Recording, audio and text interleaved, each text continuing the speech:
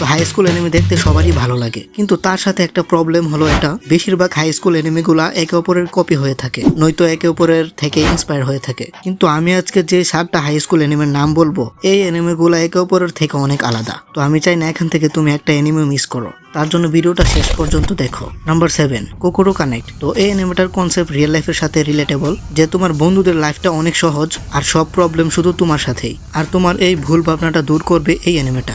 যেখানে 4 বন্ধুর বডি একে অপরের সাথে সুইচ হয়ে যায়, তখন তারা জানতে পারে যে তাদের বন্ধুদের লাইফে কি কি প্রবলেম আছে, আর তোমাদের লাইফ কত ইজি তোমাদের বন্ধুদের লাইফ থেকে। এই এনিমেটা শুধু একটা সিজন আছে, তো তুমি এই এনিমেটা ট্রাই করতে পারো।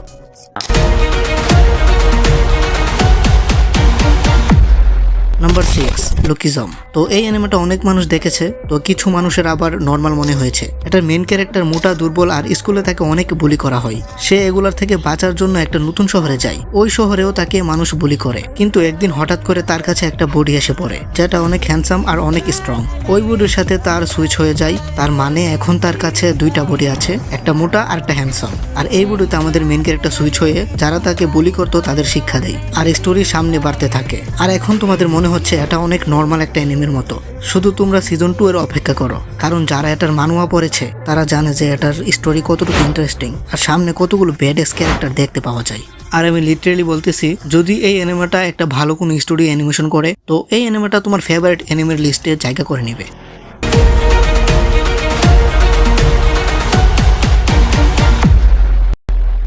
নাম্বার 5, উইন্ড বেকার। তো এই অ্যানিমেটার একটা সিজন কমপ্লিট আর 2 নম্বর সিজনটা বর্তমানে চলতেছে। তো এই অ্যানিমেটা দেখতে কিছুটা টোকিও রিভেঞ্জার্স অ্যানিমের মতো একটু হলেও এটার স্টোরি একেবারে ডিফারেন্ট। এটার মেন ক্যারেক্টার সাকুরা হারুকু শুধু ফাইট করতে চায়, আর ফিউরিন স্কুলের টপ 1 নাম্বার ফাইটার হতে চায়। কিন্তু ফিউরিন স্কুল কোনো নর্মাল স্কুল নয়, এখানে একটা থেকে আরেকটা পাওয়ারফুল ফাইটার ভরে আছে, যারা একে অপরের সাথে সবসময় ফাইট করতে থাকে। তো এই অ্যানিমেটার ফাইট সিনস এবং অ্যাকশন অনেক ভালো। যদি তোমরা ফাইটিং এবং অ্যাকশন ভালো লাগে, তাহলে তুমি এই অ্যানিমেটা দেখতে পারো।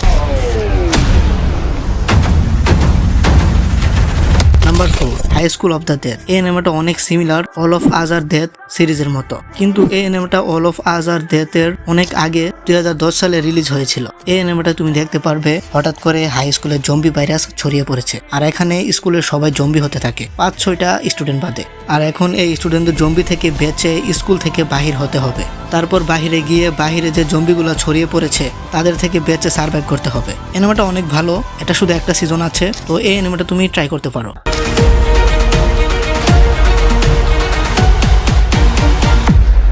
Classroom of elite. তো আমি এই অ্যানিমেটা অন্য কিছু দেখার জন্য শুরু করেছিলাম, কিন্তু লিটারালি এই অ্যানিমেটার মেইন ক্যারেক্টার এত ব্যাডাস যে তুমি অন্য ক্যারেক্টারদের ভুলেই যাবে, কারণ এটার মেইন ক্যারেক্টার স্কুলে সবার থেকে স্মার্ট এবং পাওয়ারফুল হয়ে থাকে, কিন্তু সে নিজেকে সবার সামনে নর্মাল দেখানোর চেষ্টা করে। এই কারণে না যে সেই স্কুলে ফেমাস হতে ভয় পায়, কারণ হলো এটা এভাবে চললে তার স্কুলের সবাইকে সে কন্ট্রোল করতে পারবে আর তাদেরকে নিজের টুলস হিসেবে ইউজ করতে পারবে। তো তুমি এই অ্যানিমেটা দেখা শুরু করবে, তাহলে তুমি বুঝতে পারবে তুমি এতদিন কি মিস করতেছিলে।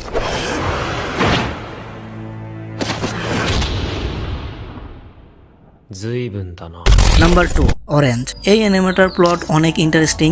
এই অ্যানিমেটায় দেখানো হয় একটা মেয়ের তার ফিউচার ভার্সন থেকে লেটার পায়। ওই লেটার থেকে তার ফিউচার ভার্সন তাকে হেল্প করে তার এক ফ্রেন্ডকে বাঁচানোর জন্য, যে ফিউচারে সুইসাইড করবে। আর সেম ভাবে এই মেয়ের ফ্রেন্ডদেরও তাদের নিজের ফিউচার ভার্সন থেকে লেটার আসতে থাকে, আর ওই সেম রিজনেই আসতে থাকে যে তাদের ফ্রেন্ডকে বাঁচাতে হবে। আর এখন তারা সবাই মিলে কি কি করবে তাদের ওই ফ্রেন্ডকে বাঁচানোর জন্য, এসব তোমরা অ্যানিমে দেখার সময় জানতে পারবে। এই অ্যানিমেটায় ইমোশনস অনেক ভালো করে ফিল দেওয়ার চেষ্টা করেছে, যেটা তুমি একবার না একবার তাদের ফ্রেন্ডশিপ দেখে ইমোশনাল ঠিকই হবে।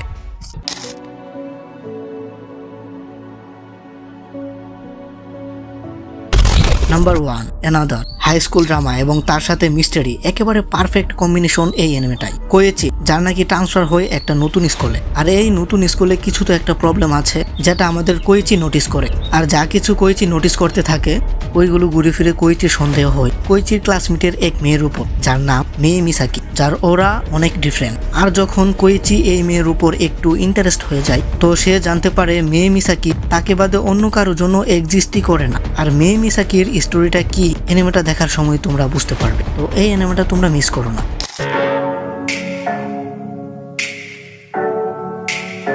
তো এগুলি ছিল আমার দেখা ডিফারেন্ট হাই স্কুল অ্যানিমে, যা কিছু ডিফারেন্ট অ্যান্ড অর্থ ওয়াচিং। তো তোমার ফেভারিট হাই স্কুল অ্যানিমে কোনটা কমেন্টে বলে যেও। তো ভালো থাকবে সবাই, টাটা।